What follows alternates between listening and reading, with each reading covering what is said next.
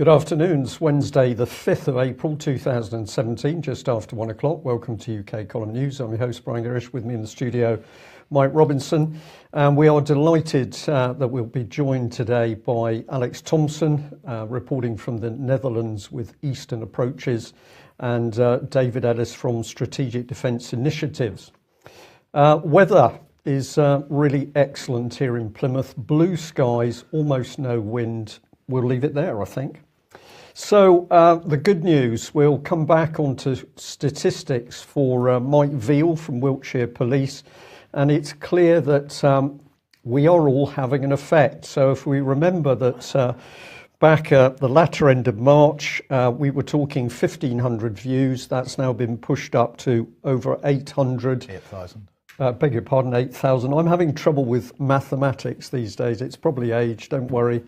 And it's moving. Please, can you continue to push this out and encourage people to watch what this man has to say, because it seems to us, at least, that this is a policeman really trying to do his job.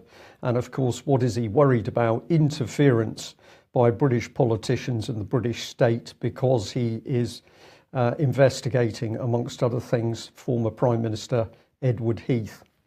Well, on the subject of politicians, let's have a look at local report here. And this is one of our favourite MPs, Johnny Mercer, a Tory. I have heard some things from MPs, but I think this takes the biscuit. The headline in our local Plymouth Herald is Johnny Mercer, I would not have done what Marine A did. Well, if you get into the body of that article, this is what this amazing man says. Al Blackman broke the law and he went to prison, and rightly so. Was it murder or was it manslaughter? The courts have come to their view and I support that. I don't think he was subject to a fair process. That's what I've always maintained. Is it me, Mike, or is there a slight problem in this that he supports the view of the courts, but he doesn't think the process was fair? So if there was no fair process, why should you trust the verdict reached in the court? Yeah, it's hard to know what's going on in this man's mind. Well, he was busy saying that there was a danger that Plymouth may fulfill its potential. This seems to be a very, very confused politician. I think he's much better on soap adverts. Let's have a look at this. He goes on to say, I'm no apologist for what he did. I've been in that position and not done what he did, as of many like us, because we didn't want to break the law and go to prison. Well, my response to that would be, was he in the same position? We don't know. I get a really unpleasant feeling about what this man is coming out with. It's sanctimonious. It's not really for me to approach him. If he wants to have a chat with me, I'd be more than willing. I found this the most offensive of all the statements. I've actually put in what I think that Mr. Mercer meant.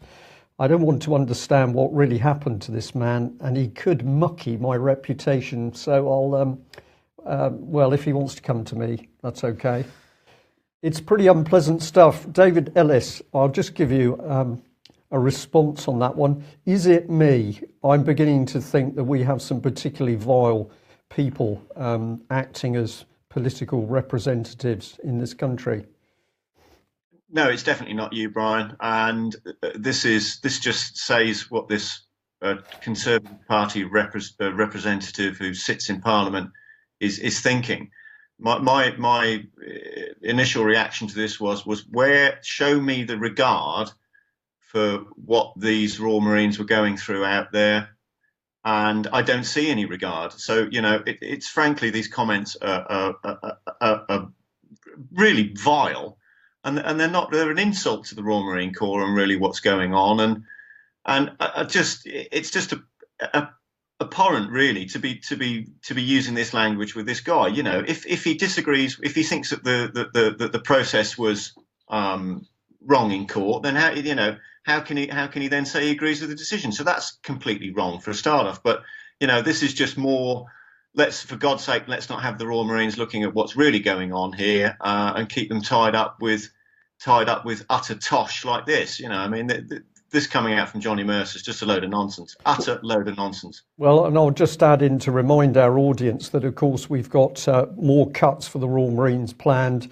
And Plymouth, one of the traditional homes of the Royal Marines, we're talking about closing down the Royal Marine Barracks. We are not seeing Johnny Mercer out on the streets campaigning for Royal Marines. So I think this man is I'm going to use the word dangerous. I think he's politically very dangerous, and he seems rather too keen in his own self-importance. Before we move on, Brian, Alex, could you just pass a message back to the chat box that if they're not getting anything on the YouTube stream, they could try the Facebook stream instead. Get onto the UK Columns Facebook page and see if they can watch from there. Okay. Where does this take us to?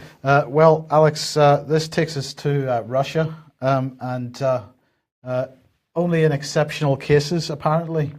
So no illuminated European landmarks for St. Petersburg victims.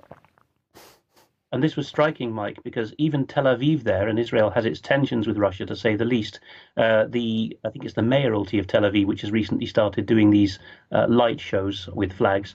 They did put the Russian flag up, but nowhere in Europe did. The German public was so annoyed by this that some GIFs of the Brandenburg Gate being illuminated in the Russian tricolor did the rounds. In other words, people had to invent a virtual reality in which Germany paid tribute to the attacks against Russia, or paid tribute to the victims of them. So we've had this trend of Je suis Charlie, Je suis Paris, but apparently the Russians are not European or civilized enough to count, let alone the daily victims of Western bombing, of course, in the Middle East. Indeed. Yeah, I just find, on one hand, I find these double standards sickening. On the other hand, they're very useful because they actually show us what we are up against. They show us the quality, the mentality of these politicians, whether they're in Westminster or, of course, sat in the European Parliament, utterly vile. So what are the reasons why the West is not responding to the St. Petersburg terrorist attack? Well, if you read this article in the Independent with the title, "There are reasons why the West is not responding to the St. Petersburg terrorist attack like those in London or Nice," you will only discover at the end of it that it's written by the head of Russia and Eurasia at Chatham House, that wonderful think tank that pretends to be owned by the FCO, but which in fact shakes the FCO. And we find here that the author, James Nixey, he first of all assures us of his nice credentials by saying, of course, we don't care less about Russian victims, for that would be racist. But he goes on to make out that the Russians have only themselves to blame. He makes a grammatical mistake in there as well. He says that the only blame that can be lain at the door of the Russians is to believe their government and support them too much. He means, of course, to be laid at the door. But it's a frankly disgusting piece and typical of Chatham House. And he does also raise the spectre of the West having more bogeymen to use against Russia in here, because he says that Russians' initial suspicions were wrong, that it was a North Caucasus, so a Chechen or a Dagestani jihadist. This one appears to come from the ethnically Uzbek south of Kyrgyzstan, somewhere around the city of Osh, I would imagine. And he gloats that this is, well, he pretends to regret, of course, but he gloats that this is a new front that's been opened up. But it's exactly what I've been talking about for a while, and I'm only one of the lesser people analysing this. The Gladio B front of operations, which is to get a front of ethnic Turks, which the Uzbeks are, opened up right away between Russia and China, all the way over to Peking. And this is the eastern fringe of that, together with the Uyghurs in the northwest of China. So these are new Turkic nationalities that in the, as it were, the Turkish Spring are being awoken to be used against Russia and China. And that's been going on for a generation now, but it's coming to fruition. And Mr. Nixey, pretending to regret this and playing down his Chatham House credentials, is saying basically there's more to come against Russia. Well, and in doing so, he manages to call the Russians basically less civilized people than us, which I think is, I haven't got any words for that. Well, I mean, the Russians, I think, demonstrating that they're somewhat more civilized than us, because they're sort of making fun of the of what's happening to them in a sense. So this, they are. Yes, go ahead. Yeah. So Mr. Lavrov arranged. This is, of course, the world's finest Minister of Foreign Affairs. I know I'm going to get stick for being a Russian stooge for saying it, but he is. He's been on the scene now a couple of political generations now, and he wipes the board with any other Minister of Foreign Affairs. And what's gone on is that the Russian embassies had an answer phone message for April Fool's Day. which said the following: "You have reached the Russian embassy. Your call is very important to us. To arrange a call from a Russian diplomat to your political opponents, press 1. To use the service of Russian hackers, press 2. To request election interference, press 3 and wait until the next election campaign. Please note that all calls are recorded for quality improvement and training purposes." And that really took the biscuit, of course. And of course, the CNN and BBC got onto the Russians saying, "Is this serious? What are you doing here? Are you playing games with us?" Which is not the first time that happened this week, because Pink News ran a satirical piece, which is a homosexual newspaper, ran a satirical piece about the BBC on April Fool's Day. And then they reported that the BBC were urgently getting in touch saying, "Take this down, otherwise people will think we're involved in fake news." It rather shows that Western media outlets have got a thin skin at the moment. Well, and so they should have, and we'll maybe be coming on to a bit of fake news later on. But Alex, Lavrov demonstrating that he has a sense of humour. Well, absolutely. I mean, Lavrov can play any move that he wants. All ministers of foreign affairs used to be this level of culture and gentlemanliness. You know, they could be savage to savages, but they could also be wincingly ironic when needed with people who were playing them around. Unfortunately, only Mr. Lavrov has that seniority. It's nearly a full decade since he dealt with a call from David Miliband, who was then Her Majesty's Secretary of State for Foreign and Commonwealth Affairs, in the middle of the South Ossetia War in Georgia in August 2008. And with him, he just took the tone of, "You're not long out of short trousers, Miliband. Who do you think you are to tell me what to do?" So he's got the whole gamut of responses from reprimand right through to humour. It's one of the reasons why the Russians are gaining friends in the world while we're losing them. Let's move on to Poland, the Polish then, because they continue to attack Russia over the jet crash in 2010. This just rumbles on and on. Of course, the Polish president was killed in that accident with quite a number of other Polish government officials. The Polish have always claimed that the Russians were responsible, and in this case they're saying that it was a deliberate act, and they're going to prosecute the air traffic controllers. They just won't let this lie. No, they won't. And of course, the Russian Federation refuses to extradite any of its citizens, whether they're single or dual citizens. It's one of the ways in which Russia constitutionally protects its citizens far better than others. So there's no way these air traffic controllers are going to have any action against them unless they are unwary enough to step out of Russia or into the EU, which of course they won't do now. But of course, the European arrest warrant doesn't. The writ of the EAW doesn't run to Russia. It's just symbolising. Really, it's virtue signalling, to use a modern word, what the Polish government is doing. But as we'll see on the next slide, the Polish government is a double-edged sword. It's quite jingoistic in a way, but it's also quite useful at other times. So perhaps you could read out some of this letter, Mike, which has come from a Polish MP. Actually, probably not. It's pretty small text, Alex. Maybe that's all right. Well, anyway, it's a letter from a Polish MP, a member of the Sejm, to Donald Tusk. So not a Polish member of the European Parliament, but one who has taken umbrage at what he's done to the Polish nation, really, Juncker. And if you're seeing it there up close, you could read a bit of it. It's an MP's letter of disgust. I've got it now, Alex. It says, "Dear Mr. President, I'm a deputy in the lower house of the Polish Parliament and a law lecturer. I would like to address you in a matter that has received widespread public attention and is being commented in the member states, including Poland. The matter, or more precisely, problem of the entire European community is your obvious alcohol dependency. In your case, this is the case of a person holding one of the highest functions in the European Union, that of the President of the European Commission, and gives rise to a number of hazards to European interests, as well as undermines your authority and reliability. Particularly distasteful and out of place was your behaviour during the last audience with Pope Francis to celebrate the 60th anniversary of the establishment of the European Community. Your demeanour was offensive not only to Pope Francis but also to the present chiefs of states and heads of governments, including women, who were clearly too polite to ask you to take a rest."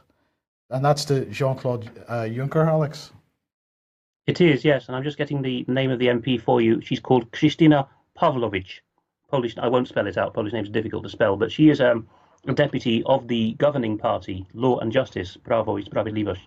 And she is basically then one of those who believe in the ideology of the Kaczynski twins, one of whom died in the air crash, and the other one is steering the country. So she believes, or the party believes, should we say, in a kind of resurgent Catholic nationalism, which means they shake a big stick at Russia. And as I've said before, that big stick is basically the threat of using the Americans and Europeans against Russia, not their own troops. But at the same time, it is useful in that the Poles will brook no insult to the nation. And when the Pope comes, of course, he's no longer Polish, but is an institution that the Poles really believe in. They find it very unseemly that the jumped-up, drunken Luxemburger should be able to speak on behalf of 500 million Europeans and insult the Pope simply because he has problems in his relationship with drink. So I think all credit really to the Prawo i Sprawiedliwość party for doing that. I mean, the relationship to the church in Poland is really almost going in the opposite direction to that in other countries. And for example, the Polish government recently stopped land sales to anybody that isn't Polish, except for the church. So the church is able to buy up as much land as it wants, it seems. But if you're British or you're German or you're Russian, you're certainly not going to be allowed to buy land in Poland at the moment. Well, yes, because the Poles still want autarky, agricultural self-sufficiency, and they're the only large population European nation, together with Spain, which shares about the same population size, 40 million. Those two still are amply able to feed themselves, but the larger ones, Britain, France, Germany, and Italy, are not able to feed their population without food imports, and they don't want recreational land use getting out of hand either. So the Poles, basically, in that whole belt of countries below them down to Bulgaria and the Balkans, have realized that you need patrons, and the Central and Eastern European belt of countries have decided that their patron is going to be Christendom in any broad sense that they like. So Viktor Orban is almost every day now coming out with slogans about let's be Christian, let's rediscover our history, let's get Brussels out of control of our country. Without necessarily leaving the EU at this stage. So that's happening. But the Western Europe, of course, is going into the globalist mindset. But perhaps we're finding people waking up. But I think that Soros and the globalists, who basically are an alternative Vatican or alternative to religion, they're out now. That they have lost Central and Eastern Europe. There is no way the populations there will ever believe in that stuff again. Soros had huge numbers of Macedonians and Hungarians on the streets out against him now and against the universities he controls. So I think with this in place, there is a buffer, as it were, between globalist Western Europe and Russia. So it may actually do some good. Okay, thanks for that. Right, take us through these stories from the Netherlands then. Yes, I won't read the Dutch titles out, but Pauw is the Dutch chat show. And it's on VARA, which is one of the mainstream broadcasters without being taxpayer funded, as it were. What happened was in the city of Arnhem, as in a bridge too far, that city, there was a homosexual couple who went out and were hand in hand and then got attacked by some Moroccan teenagers. And one of them had all his front teeth jemmied out with a pair of bolt cutters, actually, which interesting, isn't it, that a Moroccan teenager in the Netherlands would just have a pair of bolt cutters in a bicycle-rich city. I'm sure there's an innocent explanation. And the chap you see on screen there is the lawyer for these Moroccan teenagers. I say Moroccan, of course, they've got Dutch citizenship. And he was there quite oleaginous, quite suave and smarmy, saying, my client disputes that version of events. He claims that the complainant's mouths made contact with his fist in a very odd manner. And of course, the Moroccan who beat him up actually punched the guy so hard, the homosexual, that an imprint of the guy's teeth was left on the Moroccan's fist. And also there was this attack with the bolt cutters, but the lawyer is disputing all this. And it led to a very weird round table discussion, which I thought was a summary of how wonderfully the Netherlands, as an example of how a society can have this done to them, the Netherlands has been divided and conquered by special interests groups, because round the table you've got the chat show host playing a kind of high priest of the scene. You've got this lawyer saying, my client is a teenager of colour, he's been discriminated against. You've got a lady there in police uniform who's the chairman of the gay and lesbian, chairwoman I should say, chairperson of the police gay and lesbian contingent from Amsterdam, who's got nothing to do with Arnhem, but she's just sitting there. And I was thinking to myself, in what other country would the police allow a special interest group within the police to sit there in uniform like that? Would a member of the Police Muslim Federation or Police Christian Federation or Police Jewish Federation be allowed to sit in uniform at a chat show talking about such issues? A left-wing MP was there from D66, one of the radical left-wing parties. Well, they present themselves as centrists, but radicals, saying, yes, we need to do more to tackle hate crimes. the whole of society's got introverted and navel-gazing over this horrendous incident, and basically everyone's being told they have to pick sides. Are you homosexual, or are you religious, or what are you? And the Netherlands Guard has been dropped while all this is going on. And it was a nasty incident, but it's kind of divide and conquer in a nutshell, I would say. Yeah. Okay, tell us about this one. Yes, the NOS, which is the Dutch public broadcaster, is telling us, and this is this lady who's written it is the head of domestic news for NOS, so the equivalent of the head of British news for BBC, is telling us that it's crucial that children learn how to deal with news. And a couple of years ago, we had the same thing happening with crucial that children learn to make the right healthy eating choices. And so healthy eating lessons, which are a great money spinner for special interests, they're now obligatory at primary school. And now we're being told the same thing is necessary for news lessons. Children are going to have obligatory news lessons if these lobbyists get their way, in which they're told how to consume news discerningly, because these panicked social studies teachers, social studies is another compulsory subject over here, they're saying every 1 in 3 lessons I have to debunk a conspiracy theory which a child believes in. And the teachers are despairing because they're saying the younger generation aren't reading the mainstream news at all. Sign of hope. A sign of hope. Okay, keep going. Yes, so we've got here the Dutch government extending the draft to young women. It's happened. It's not a proposal. It happened last month. In the Napoleonic model, the government can act independently of Parliament because ministers are not MPs anyway. So either the government or Parliament can initiate a bill, and that's what the government has now done. The notoriously feminist defence minister, Plasgaard, who has overseen the integration of the Dutch army with the German, has now changed the constitutional level legislation, the frame of reference law for the draft, so that all references to men turning 18 are citizens turning 18, and all the other references, such as an excuse for not showing up is to be a conscientious objector or to be a minister of religion or a monk, they've all been extended. So apparently now in future a woman can avoid the draft by becoming a nun. All that kind of legal change, but it's all theoretical. We are assured, all a matter of theoretical equality, because 20 years ago the Netherlands went to a professional army, and the call-up is no longer in effect, which means that all on their 18th birthday, all Dutch young adults get a letter, just like they get one saying, "Do you want to donate your organs?" They now get one saying, "You're on the list for the draft, but don't worry because we don't have the draft," and they have no way of opting out of it, and that's going to be women as well now. So in the name of feminism, Dutch girls are going to be on the front line against Russia, but only in theory, we're assured. Okay, and what's this one? Halbe Zijlstra is the chairman of the dominant party in the Dutch government, and will probably be the major party in the next cabinet when they've sorted that out, the VVD. And Halbe Zijlstra, as the party chairman, has now told the main serious magazine in the country, Elsevier, or it's being written about him really, that he thinks the euro is a massive failure. And he's been thinking this for years, but it's just come out. And when it came out, his party's other coordinators, party bosses, were so panicked that they contact Elsevier magazine and said, "You can't say that. His words have been taken out of context."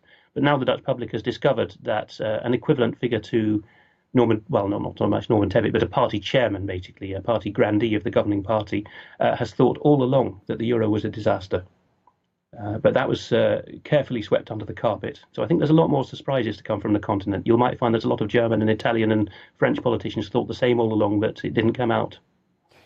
Well, just before we leave the Netherlands then, Alex, obviously the Netherlands, one of the countries that voted against an EU constitution, eventually ended up with the Lisbon Treaty as a result. But what kind of pressure is there for the Netherlands to leave the European Union at the moment? Or is there any such pressure at this point in time?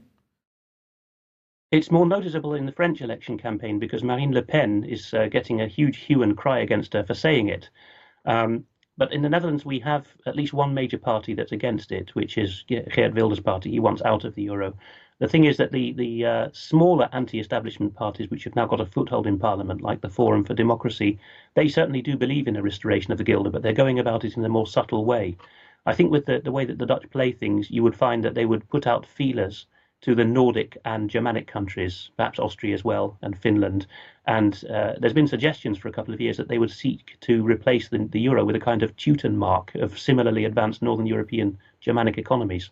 And if that was a fait accompli, then they would cut the Mediterranean loose overnight. But France and Belgium, although they're kind of half Germanic countries in culture, they would be left behind. So they would sink overnight. So all the debt would be left in the Mediterranean, and the productive economies would go overnight to a new model. So you would find that the Netherlands left the euro in a very different way than France did, for example. Okay, but that's the euro. What about the European Union as a whole?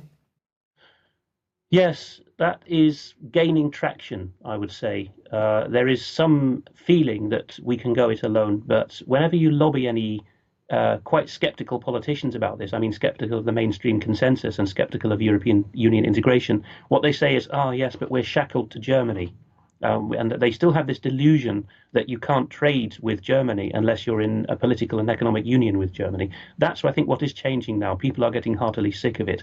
And, Poland and Hungary, if you read Breitbart London coverage, especially now, which is the best at translating all this stuff, Poland and Hungary are openly saying now, we want EU membership, but not at the price of the social policy, the migrant policy, and the debt policy.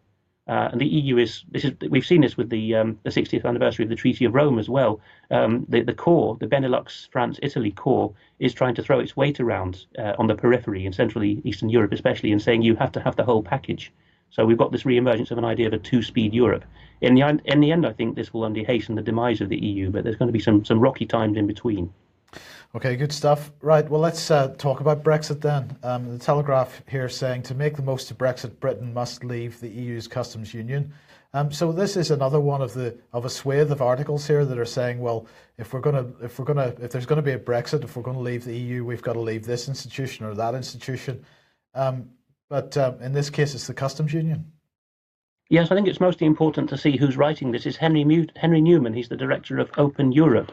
Now, I think what this indicates is that there's some of the think tanks, perhaps David Ellis will have more on this because he's in more contact with these types, especially where they overlap with defence. Open Europe isn't particularly military related, but all these think tanks have got some good men in them, I would say some woken up men, and some iffy ones, and some who you could regard more as, what are they doing there? Newman and Open Europe have realised that Brexit is not a sufficient term to describe what's going on. And that if we're going to stay in the custom union, the 19th century German idea of a Zollunion, which is basically a tariff block around between you and the rest of the world, then there's no way we're going to have our own trade policy or control our own prosperity. So he's realized that beneath the layers of formally leaving the EU and getting out of the European Commission and the European Parliament and so on, there's many other layers of what's your trade relationship with the EU. And as often described, the customs union aspect of the EU is a 19th century solution to a 20th century problem. And we're now in the 21st century. It's the idea of, blocking the world out. And so that the European continent becomes your market, not the rest of the world. And so we're going to be left in that system if we don't take action. Okay, thank you very much for that, Alex. We're just going to move on to some military material here. I've got to bring on this one. It's from the Daily Mail, but I just love the photograph by Mr. Paradis. So we've got a Spanish warship, which is actually armed, Mike. I think this is an important thing. It does have a gun. It has working missile systems. It also has Harpoon missiles, which, of course, the Royal Navy shortly will not have. But it was a little bit naughty because it did an incursion into the territorial waters around Gibraltar. And so we sent out a gunboat to, tell it off, I suppose. Is that the gunboat in the bottom left there? Yes, the little vessel that you can hardly see is HMS Scimitar. What kind of gun does that have, a Glock? It has 2 general-purpose machine guns. Presumably there's ammunition for those, I don't know, because maybe there's just the gun. But these are normally these would be university training vessels for navigational training, but apparently now they've become the front arm of the Royal Navy. And why have the Spanish done this? I suspect that they've done it because they were cocking a snoot at press releases we were going to go to war with them. So my sympathy here is absolutely with the Spanish, and I think Britain is now being shown up for the fake that certainly the City of London is. I'm not going to save the rest of the people in this country, but what a state of affairs. This was comment from Mr. Paradis. He's a Gibraltarian who was born and lives there, said the ship was around a mile off the coast, and claimed it's the 7th incursion into British waters by Spanish ships this year. Asked if Britain should take military action, he said, "We don't want to see gunboat diplomacy because there would be no winner in that, but this is bullying." Well, I'm not sure whether there'll be a winner or not, but I think the competition between the Spanish ship and that little toy, well, we better not discuss that any further. Now, David, we covered this yesterday, but I'm going to bring it up on screen. I've had some interesting responses from people who said this can't be true, but this is the contract that the Ministry of Defence put out, roughly 479 million for RFA Tidespring type tankers. Contract was given to Daewoo Shipbuilding in South Korea. They were linked into a British firm called BMT, very unusual company. We get the first ship, Tidespring, delivered a little over a year late. But what we also discover is 1.28 billion US dollars worth of fraud. So we've got senior British military officers went over for the naming of this ship. Lord Boyce was one of them, Zambellas the other one. This is just incredible. Vast contracts for building ships. It's not just foreign steel. We use the whole of the Korean industry in this case to build a ship, which then comes to Britain late, and the government is crowing that it's created 300 jobs. We are in a very bad situation here, I think. Yes, because what it's clearly demonstrating is not just the sort of industrial and business and money flow of policy to have work of this nature being undertaken abroad. So it flies in the face of all this Brexit rhetoric that Mrs May and her government are talking about, or her regime, because what should have happened here, of course, is that those ships should have been made in Britain. We should have had steel from the guys in Wales and British Steel, and they should have been made here with British companies and British workforce and so on and so forth. So what you're seeing is really master policy on this being executed clearly, and it smacks in the face, because Mr Cameron, not very long ago, when he was Prime Minister and at the Tory Party conference, said, "We are the builders." Well, they're not, because they're not building this sort of stuff here, are they? What are we building here? And it really brings me back to the foundation of how I started with all this, because I started from an industrial and a business perspective, that I saw defence cuts at one end impacting huge swathes of engineering and manufacturing and jobs in the Midlands here. So ships being cut, and I saw multiple companies going to the wall in Coventry and Birmingham. So what we're seeing here is more of the same. So instead of those money flows being directed here and stuff being made here, it's not being done abroad, and it's complete and utterly apparent, really, as to what their direction is on this, because it should have gone. All this should have gone into our own pot and our own arena. But obviously, someone doesn't want us to have warships, but they want us to make anything. That's the key thing. Absolutely, and of course this is something that Mike here has talked about numerous occasions. What do we now manufacture that's of substance?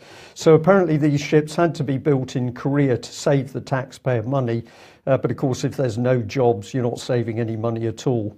Have a look at a series of letters in the Times here. I've just sort of summarised them really quickly. We've got Vice Admiral Blackham. He blames what's happening, strategic illiteracy against financial decisions in the short term. We've got an Andrew Manley, ex-commercial director of MOD. It's all the Navy's fault for wanting expensive aircraft carriers. Very interested in that comment, because I think he's working to undermine the services. It's the lack of money. We need to spend 3%. That's Dr. Julian Lewis, MP, Chairman of the Defence Committee. Then we've got some admirals here. Fallon is guilty of staggering complacency or self-delusion. Well, I think it's both over the state of our nation's defences. That's Lord West. We've got a gentleman who says, Lord Torrington says, Admiral John Byng was executed 260 years ago because he failed with just 200 Royal Marines That was actually against a force of 15,000 French troops. So they executed him. There were some good things in those days, though. People didn't do their job. They got brought to task. And then a gentleman here, Alan House, says cuts to the Royal Marines could be stopped using foreign aid budget.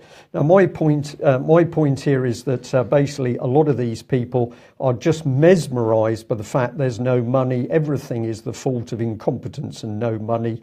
I don't think it is. I'll just bring in this gentleman. This is an article in the Mail, which is about Andrew Manley, the ex-commercial director of the MOD, brought in from Shell, eventually goes out because he'd spent rather a lot of money in hotel accommodation for the very attractive secretary, his secretary, on the right of that picture. So we've got commercial interests brought in, and as those commercial interests have come in, David, what we are seeing is complete collapse of shipbuilding, procurement, and the British defence industry. We're leaving aside should those weapons and munitions be used in the world. We're talking about the subject of Britain able to produce the material it needs. Just a brief comment. We've got an eye on the clock at the moment. Yeah, our military's being stripped out. It's as simple as that. So, we're turning the clock back here to sort of Queen Elizabeth I, and I see no ships. And we really do, because the picture that you put up earlier there about the Gibraltar thing really sort of admirably demonstrates that. So, I mean, my question is really, of course, is that we're not seeing the proper debate here, even amongst those heavy-hitting writers there in the Times. The proper debate needs to be about what EU military unification process is, what it will mean to the country, what it will mean to the industry, and what it will mean to the military, and what the effects are. That's not happening. It's being deliberately stopped because the Conservative Party top-tier control group are actually doing it, and they're refusing to debate it because they know they can't sell it at the ballot box. It's as simple as that. So going on what was announced Monday from the MOD and Mike Fallon, saying that the UK would have a special partnership with the EU, what I understand that to mean is that they've agreed military unification properly, but they just daren't use the words. So my question is to everyone, is by what means has Theresa May actually done this? Has she used the royal prerogative in order to undertake this huge step of engaging our military into a foreign state and controlled by that foreign state in effect? That's a very good question, David. And we should mention the timeline that we have on the UK column at the moment on the issue of EU military unification. You can see the link quite clearly on the front page of the column. I'd ask people to distribute that as far and wide as possible. But what was it the royal prerogative that was used, for example, to bring in the Lancaster House treaties? Because there was no debate or agreement within Parliament for that. So how were those treaties put in place? And is it the same process that's being used today for what you've just described? Exactly.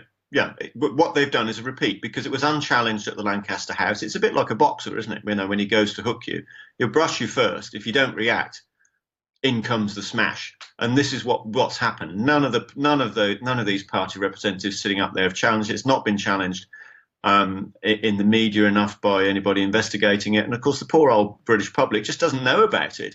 So how could it judge it? How could it comment? It just doesn't know about it in sufficient numbers. We need 18, 20 million Brexiteers to stand up and go, no.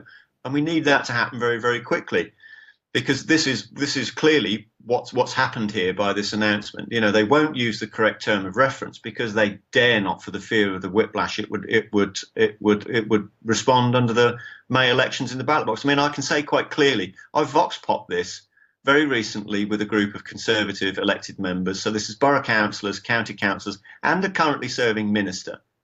And I vox popped this in a group.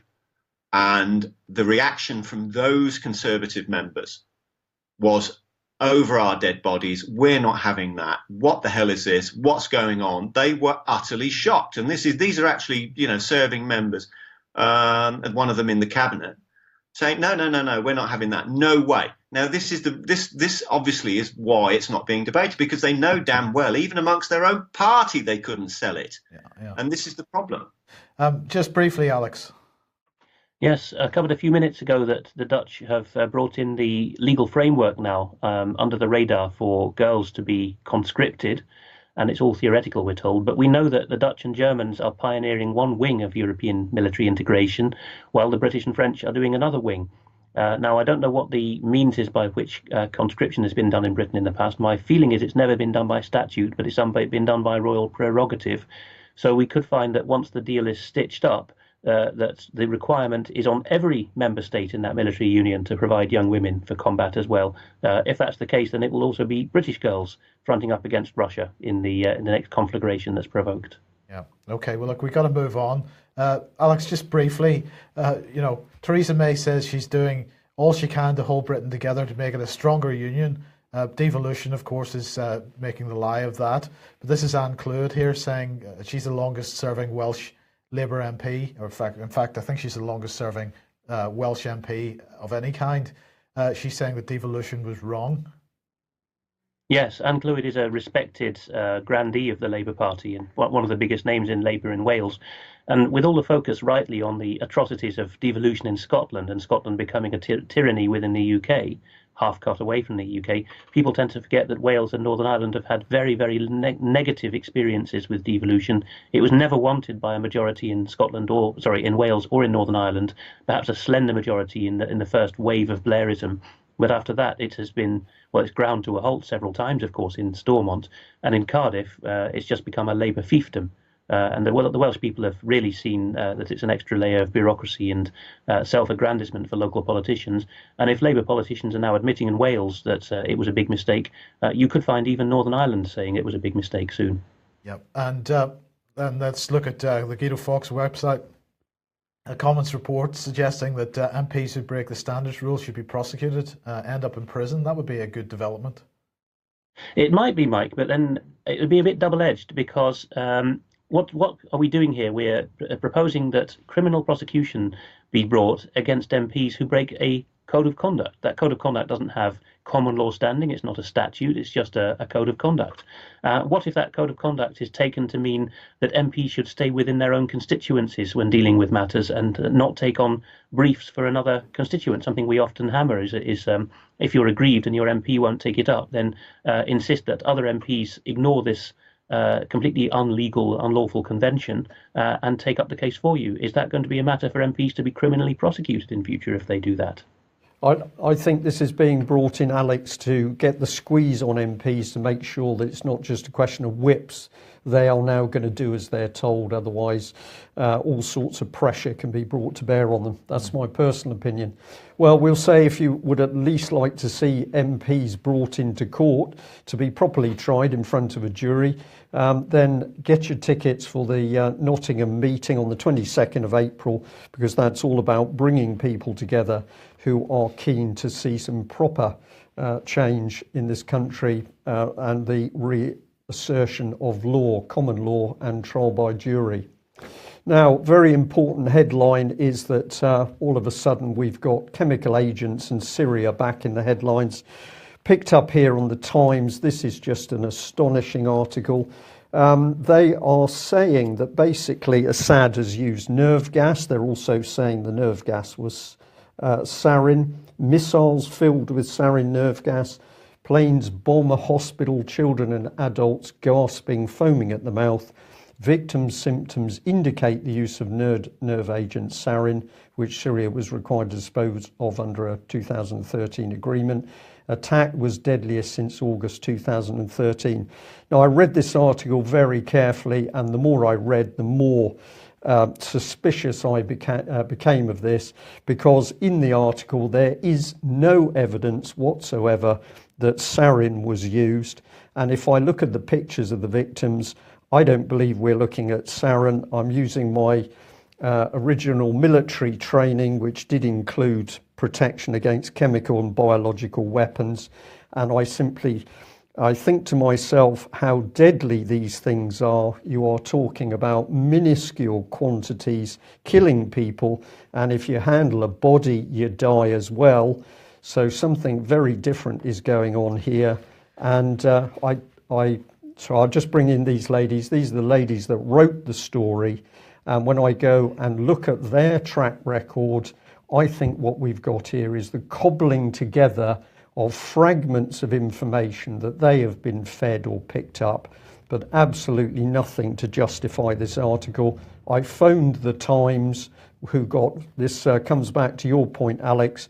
I phoned the Times this morning to challenge them. They got very wobbly, particularly when I said, well, are we looking at fake news? And the lady got distinctly uncomfortable.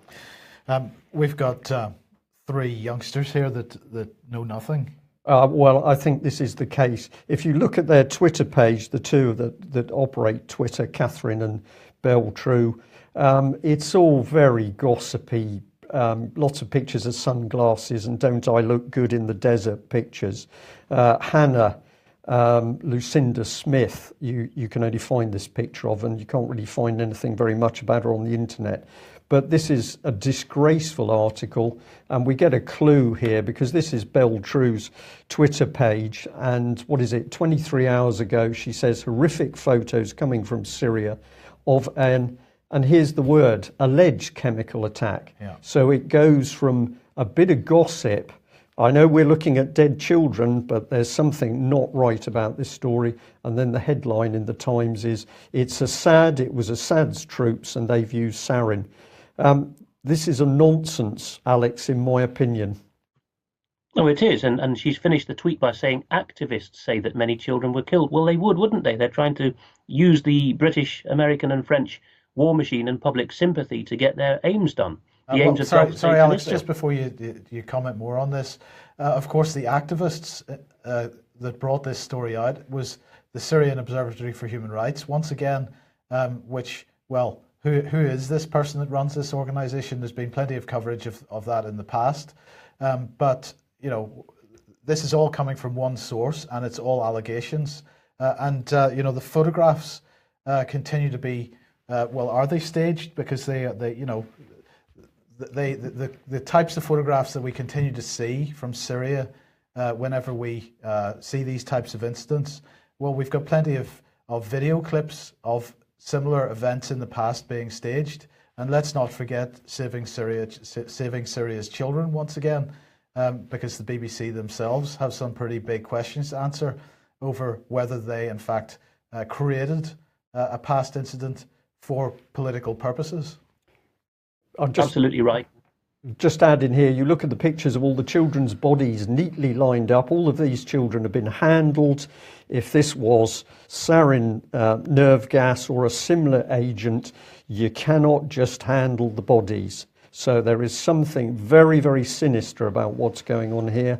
If these are real, if the bodies are real of these dead children, and it seems to me they are, then we need to start asking, where are all these dead children coming from? And why do we now have British mainstream papers who are prepared to be casual with the truth or indulging in fake news about chemical weapons? Absolutely. Now, Boris Johnson is in Brussels today at the Supporting the Future of Syria and the Region conference.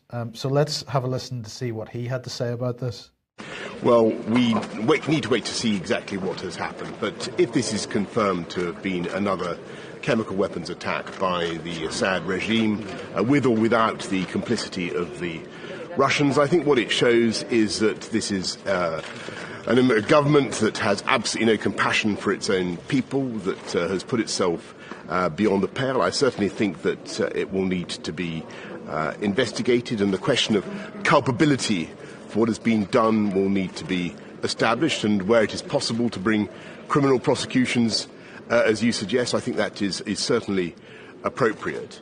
But I think what it confirms to everybody is that this is a barbaric regime that has made it impossible for us to imagine them continuing to be in authority over the people of Syria after this conflict is over. I've seen absolutely nothing to suggest that, or rather to lead us to think that it is anything but the regime. And all the evidence I have, and there may be more to come out on this, by the way. All the evidence I have seen suggests that this was the Assad regime who did it in the full knowledge that they were using illegal weapons in a barbaric attack on their own people.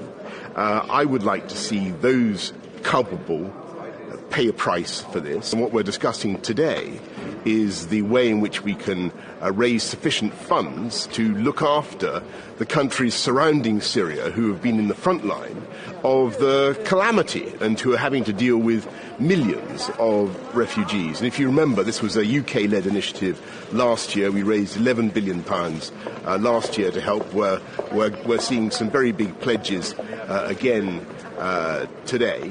And we hope to be able to support those countries, Lebanon, Jordan, and of course Turkey. Alex, two things struck me about that. First of all, again, he is not making any definitive statement. In fact, in some of the comments that he made, he was having to choose his words very carefully. He's saying that he hasn't seen any evidence. Yeah, but it appears to be in these kinds of things. But the main point that I wanted to bring forward here is that they're running the Supporting the Future of Syria and the Region conference in Brussels today at the EU, and they're attempting to raise more money. We mentioned this a little bit yesterday. More money for the refugee camps in the surrounding countries around Syria.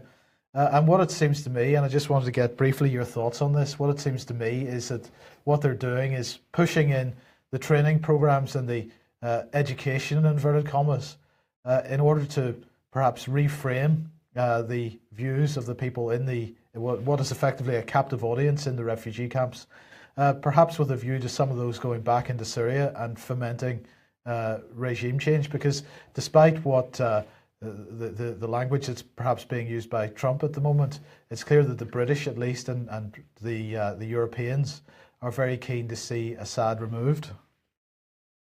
That's it. So now we've seen that Mr. Trump personally doesn't want Assad removed, if that's to be believed.